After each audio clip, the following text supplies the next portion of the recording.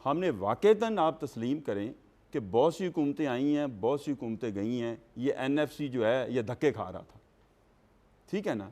और उसकी बहुत बड़ी ब्यूटी है कि वो यूनानिमसली पास हुआ है, आपके सामने है।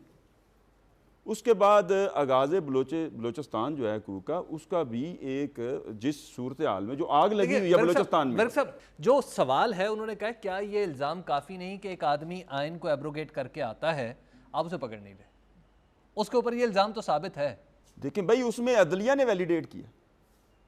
मुशर्रफ जो आइन को उसने बगाड़ पैदा किया, आइन में खलवाड़ पैदा किया, उसको जनाबे वाला जाए तो कहाँ जाए, उसको अदलिया ने वैलिडेट किया। नज़ीर अख्तर साहब, इस बारे में इनको कहूँगा 2 साल बहुत लंबा अर्सा होता है, आवाम को बिजली नहीं है, खाना नहीं है, लॉलेसनेस है, तो आप क्या कहते हैं 2 साल में हमने बड़ा छोटा अर्सा है। 2 साल मुझे थे, मैं आपको बदल दूँ सारा पाकिस्तान, सारा 32 साल रहे हैं, जरा 32 साल। ये जो जनाब मुशर्रफ साहब को कितों में सुट जाते हैं और उनको फेयरवेल मिला बड़ा जाने का, वो किस तरह हुआ? वो इनकी आपस में मिली भगत ज़रदारी साहब की पीपल पार्टी के उसकी हुई, तो उसके तहत उसको जाने दिया। डील थी। एक और सवाल है, ये डील किसने किया? इनके सवाल का जवाब है जी।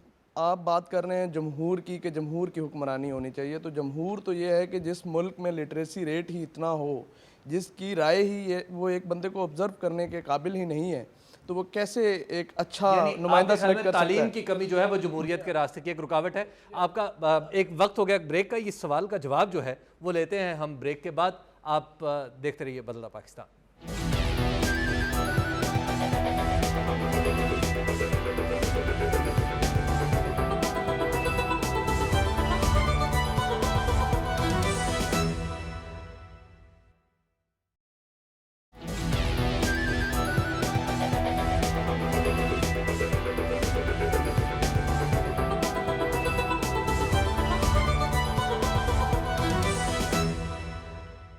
बदला पाकिस्तान में एक बार फिर खुशामदीद। ब्रेक से पहले सवाल हुआ था कि पाकिस्तान में तालीम की कमी बुनियादी तौर पे जमहूरियत की एक रुकावट है। ये बड़ा स्टैंडर्ड सा क्वेश्चन है सलमान गनी साहब, मेरा ख्याल है आप मुख्तसर इसका जवाब दे दें। देखिए, बात नौजवान ने बिल्कुल दुरुस्त कही। सबसे बुनियादी मसला ये है कि दुनिया के अंदर जिन अक़वाम और जिन मुल्कों ने तरक्की की है, उन्होंने टैंकों, तोपों, जहाज़ों के ज़रिए नहीं की, उन्होंने एजुकेशन के ज़रिए की है। और हमारी बदकिस्मती ये है कि हर हुकूमत आने वाले जब भी अपने प्रोग्राम का ऐलान करती है, तालीम को तरजीह देती है। पंजाब में आप देख लें कि वज़ीर आला रोज़ तालीम की बात करते हैं, इस सूबे में तालीम का वज़ीर नहीं है। और मैं समझता हूँ कि अगर आप एजुकेशन को अपनी बुनियाद करार दे लें और एजुकेशन के फ़रोग के लिए मुमकिन इक़दाम करें, तो लीडरशिप का बहरान भी हल हो जाएगा और जो बहस हम कर रहे हैं इस सारे का सद्जवाब भी मुमकिन होगा। अगला सवाल है। तो मेरा सवाल यह है कि पावर चाहे जिसके पास मर्ज़ी हो, चाहे मुशर्रफ साहब हो, चाहे जरदारी हो, चाहे नवाज़ शरीफ हो, लेकिन इस वक्त मसला बिजली का है सबसे बड़ा। तो बिजली का जो मसला है, इसमें जब ईरान आपको बिजली देने की बात कर रहा है, तो आप उस चांस को क्यों अवेल नहीं कर रहे? क्या हम यही समझें कि बिजली में जो करप्शन हो रही है सालाना 96 अरब, तो वो चाहे वो इसके पीछे ये बात है कि क्यों हम उस चांस को क्यों नहीं हम लेना चाह रहे आवाम के मसाइल को हल करने के लिए? जहाँ तक ईरान की बिजली की बात है तो इसमें कोई शक नहीं, आप जिस मर्जी टेक्निकल एक्सपर्ट से पूछ लें कि तकरीबन 4-5 साल टाइम चाहिए उसके वो जो इंस्टॉलेशन प्रोग्राम है उसके लिए। लेकिन मैं सपोर्ट करता हूँ इस चीज़ को कि वो अगर 5 साल बाद जाके हमने शुरू करना है तो फिर 5 साल लगेंगे, वो अभी वो शुरू कर लेना चाहिए। और जहाँ तक बात है कि बिजली की, वाक़तन ये एक कौमी और इलाकाई नहीं, ये आलमी प्रॉब्लम है। पूरी वर्ल्ड को जो 10 बड़े चैलेंजेस जिनका सामना है उनमें से बिजली एक मसला है, ठीक है ना जी। और लोड शेडिंग मेरा ख्याल है कि इसके लिए अभी जो पाकिस्तान की पीपल्स पार्टी की गवर्नमेंट ने जैसे जिक्र हुआ है कि जी ये जो उसको एटॉमिक पावर बनाने में बुनियादी किरदार अदा किया था, तो मैं तो ये समझता हूँ और मुझे यकीन भी है कि अभी अल्टरनेटिव एनर्जी डेवलपमेंट बोर्ड बना है and doctor Saman Mubarak has been appointed the chairman of that committee. He has been given free funds and free authority and free hand कि खुदा का नाम है, इस कौम को आप ब्रिलियंट ब्रेन्स लेके आएँ, इस कौम को ये और लोड शेडिंग से निकालें। और हमें यकीन है कि इंशाअल्लाह ताला, क्योंकि आपके सामने लॉन्ग टर्म में 6 to 7 ईयर्स रिक्वायर्ड, अगर आप डैम के लिए जाते हैं और अगर कोल के लिए जाते हैं तो उसके लिए 3 साल चाहिए।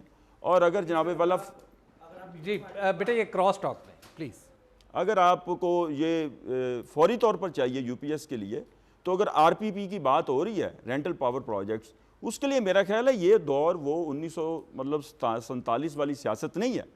अब ना तो अपना मैं समझता हूँ 1958 और 1977 और 1997 वाला मिलिट्री, ना तो मेरा ख्याल है मौजूदा मिलिट्री लीडरशिप का ये प्रोग्राम है कि बड़ी मुश्किल से उन्होंने मोराल हाई किया है, बड़ी मुश्किल से कुर्बानियाँ दे के आर्मी का वक़ार बहाल किया है।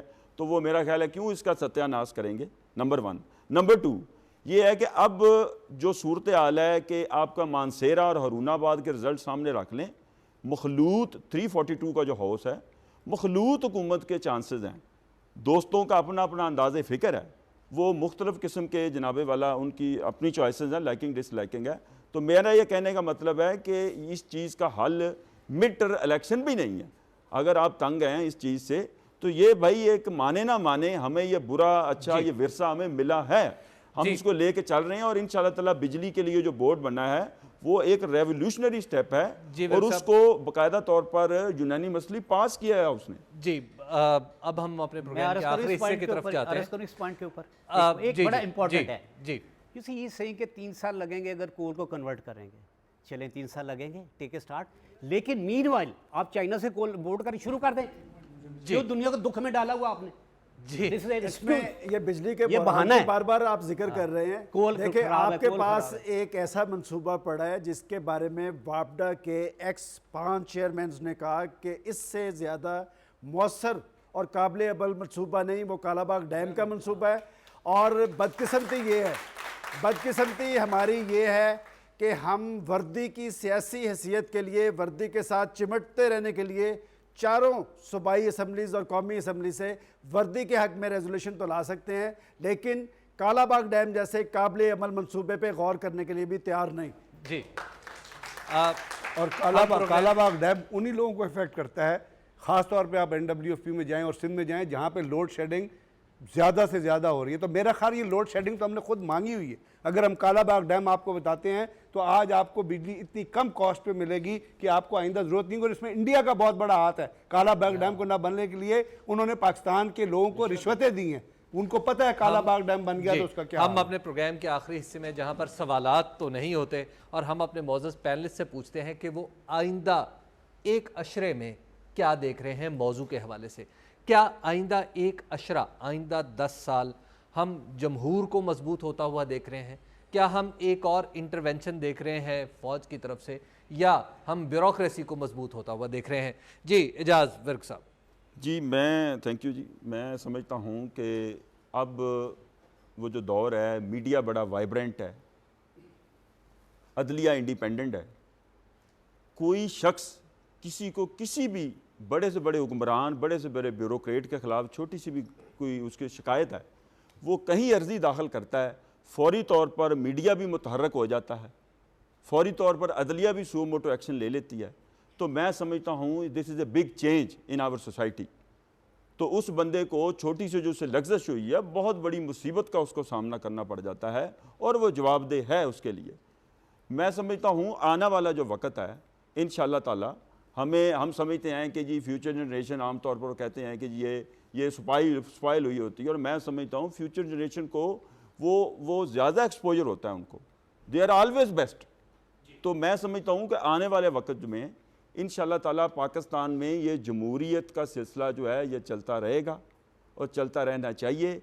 और मैं गारंटी देता हूँ और मुझे तो इस बात पर यकीन है कि चाहे कोई भी जमात है, अगर ये सिलसिला चलता रहता है, इसमें अवाम का, देखिए ना, मैं एक हल्के से आया हूँ, मुझे पता है बिलोंग टू फैसलाबाद, वहाँ जनाबे वाला लोड शेडिंग का मसला है। हमारे शहर में पावर लूम्स इंडस्ट्री है, वो पावर लूम्स इंडस्ट्री जो है स्कैटर्ड है, उसके लिए हमें एक स्पेसिफिक इंडस्ट्रियल फीडर चाहिए, उसके लिए उसके कंस्ट्रक्शन के लिए, क्योंकि वहाँ पर की मुकामी क़यादत है उसने बोगस NOC दे के रेजिडेंशियल एरियाज़ में वो पावर लूम्स इंडस्ट्री लगी हुई है।